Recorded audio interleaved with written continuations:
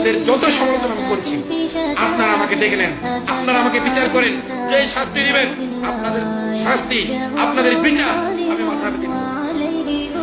আপনারা যদি আমাকে এর জন্য মৃত্যুদণ্ড দেন, আমি স্বেচ্ছায় মৃত্যুদণ্ড নেব, যেই শাস্তি দেন নেব। প্রয়োজনে আমি খুব শীঘ্রই যাদের ব্যাপারে কথা বলেছি আমি তাদের কাছে যাব, যারা ইন্তেকাল করেছেন তাদের কবরে যাব। কারণ হাদিসে আছে যে মৃতরা শুনতে পান, হাদিস দ্বারা প্রমাণিত। যারা জীবিত আছেন সরাসরি তাদের কাছে গিয়ে মাপ চেয়ে আসবো, যারা মারা গেছেন তাদের কবরে গিয়ে পর্যন্ত মাপ চেয়ে আসবো। আমি সারা দেশের কওমি উলামা কেরামকে বলবো, এবং কওমি ছাড়া যত হকপন্থী আলেমদের আছে তাদেরকে বলবো যে আমি যদি কোনো ভুল করি আমাকে আপনারা ডেকে নেবেন, অথবা আমার পূর্বের যত ভুল আছে ওইটার প্রায়শ্চিত্ত করতে হলে আপনারা আমাকে কানে ধরে চর মারেন, আপনারা আমাকে জুতা পেটা করেন, আমার কোনো আপত্তি থাকবে না।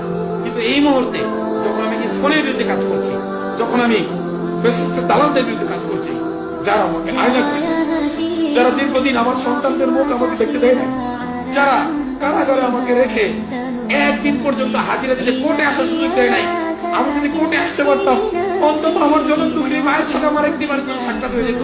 আমি যদি হাজিরা দেওয়ার জন্য কোর্টে আসতে পারতাম আমার বৃদ্ধ পিতার সাথে আমার সাক্ষাৎ হয়ে যেত। আমি যদি কোর্টে আসতে পারতাম, আমার হাজিরার দিন আমার স্ত্রী, তার বয়স তখন খুব কম ছিল, সে তার 3টা সন্তানকে কোলে নিয়ে কোর্টে যেত। হয়তো এই দিন হাজিরার সময় আমাকে উপস্থিত করতেও পারে, আর সে আমার সাথে সাক্ষাৎ করবে। পারি নাই।